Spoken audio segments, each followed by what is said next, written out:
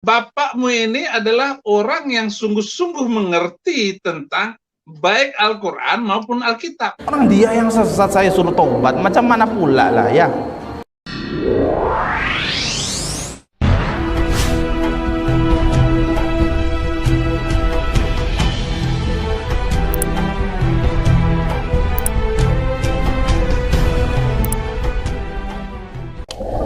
B'Shem Adonai HaRahaman HaRahum Hadahillah Ledonai Rabban Ha'alamin HaRahaman HaRahum Molech Yom Haddin Otcha Abedim Obecha Mistayim.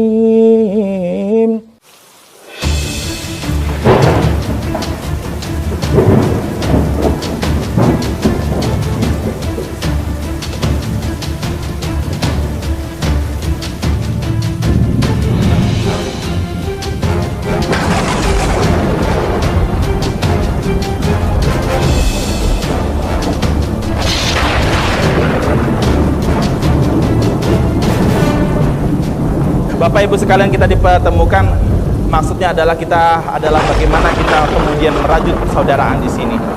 Maka sesungguhnya Bapak Ibu sekalian, saya memiliki sebuah cerita yang kemudian mungkin bisa menjadi ibroh bagi kita bersama. Sesungguhnya saya memiliki seorang ayah, dia memang memiliki latar belakang ustadz. Ini bukan ustadz kaleng-kaleng, tapi ustadz beneran. Beliau ngajar di sebuah pesantren namanya Al Zaitun di Indramayu. Itu pesantren luasnya 1.200 hektar. Nah, 1.200 hektar, tempat belajarnya santrinya itu 11.000. Untuk mengajar 11.000 santri dibutuhkan kurang lebih 300 guru. 300 ustadz dan ustazah itu, 300 guru itu masih dikepalai oleh 12 dewan guru. Jadi di atasnya guru masih ada, dan itu salah satunya adalah abi saya, ayah saya.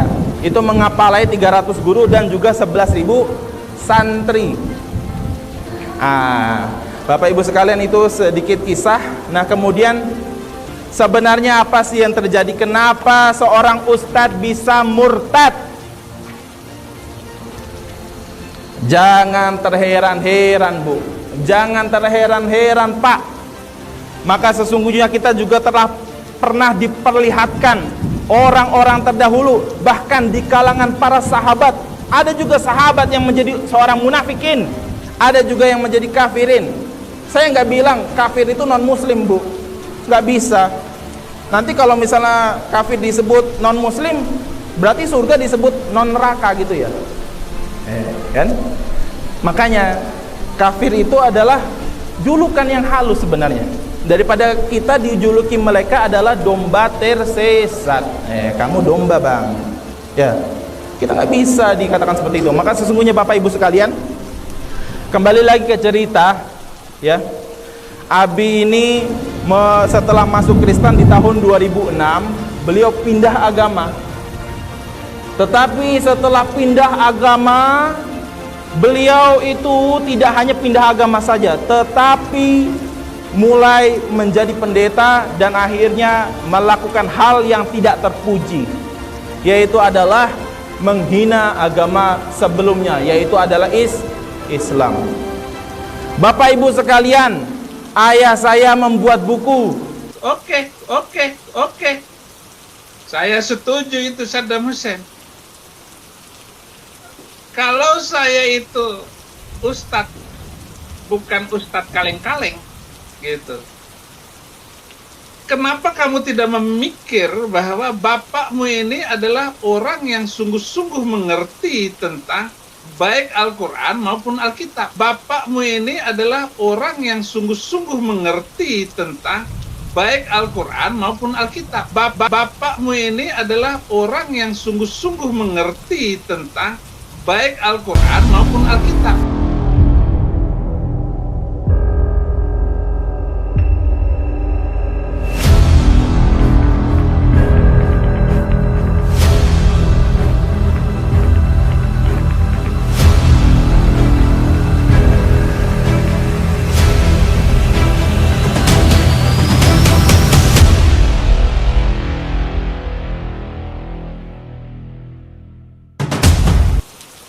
kalau dia bukan kaleng-kaleng.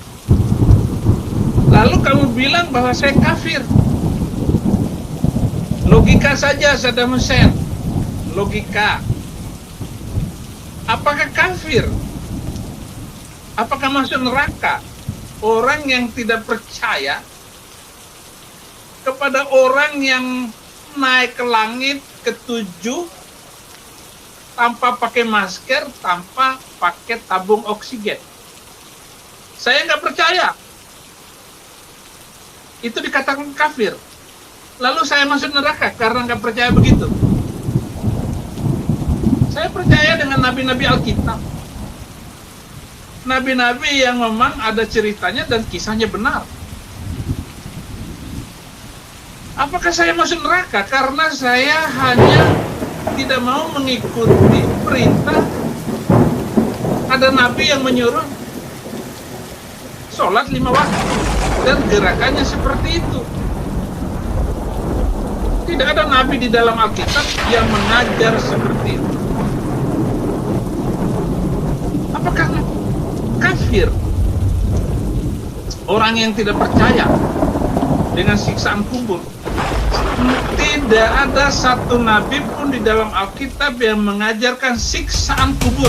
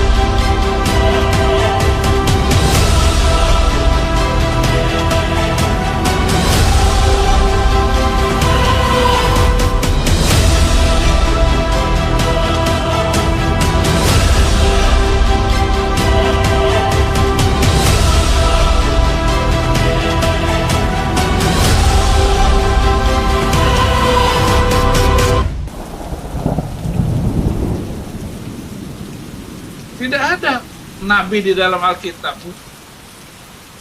Orang sudah mati kok disiksa dalam kubur.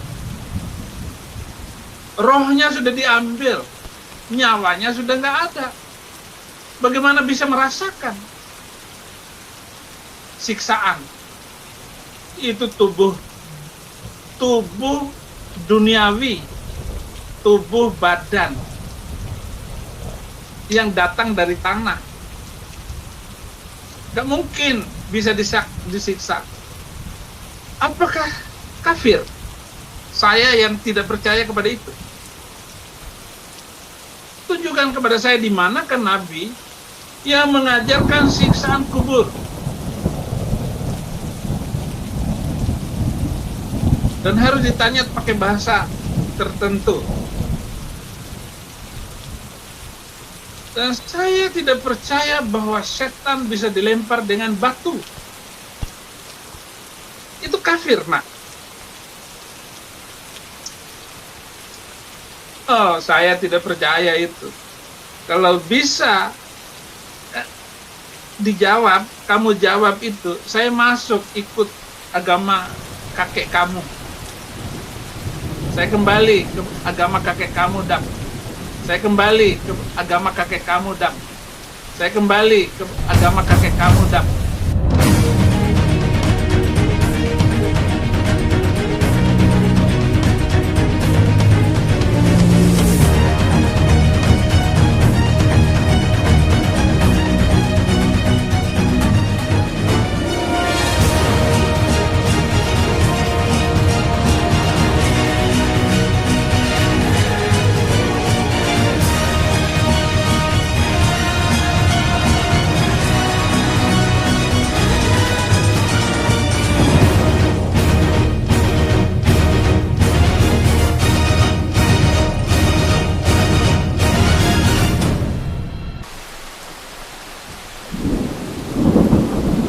Lempar setan harus pergi ke satu tempat di sono.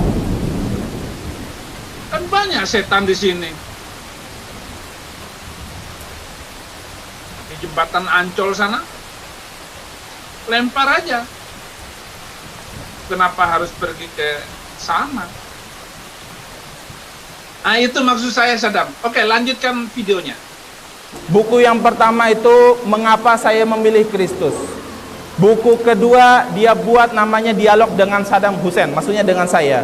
Buku ketiga, wahai anakku bertobatlah. Ini buku beliau. Di halaman ke-30 semuanya isinya hancur semua. Di halaman ke-30 semuanya isinya hancur semua. Di halaman ke-30 semuanya isinya hancur semua. Mohon maaf, naudzubillah summa naudzubillah. Abi bilang di sini adalah Nabi Muhammad sallallahu alaihi wasallam adalah seorang pedofil. Nabi Muhammad sallallahu alaihi wasallam tukang kawin, tukang perang, bengis dan jahat. Naudzubillah summa naudzubillah.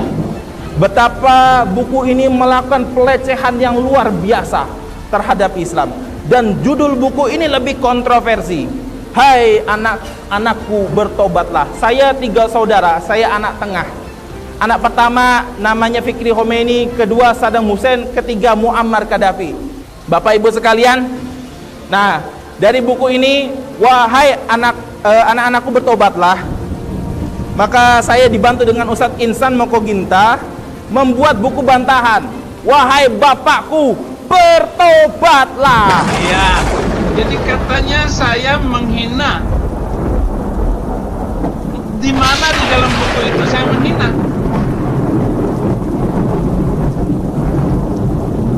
Sekarang logika saja, Sadam. Teroris Sigi dipergi di Poso sana. Itu karena baca kitab itu. Di mana saya melecehkan, menghina? Oke. Kalau dibilang saya menghina ataupun menistakan agama. Tetapi ada kitab suci yang menyuruh membunuh orang Kristen, orang Yahudi.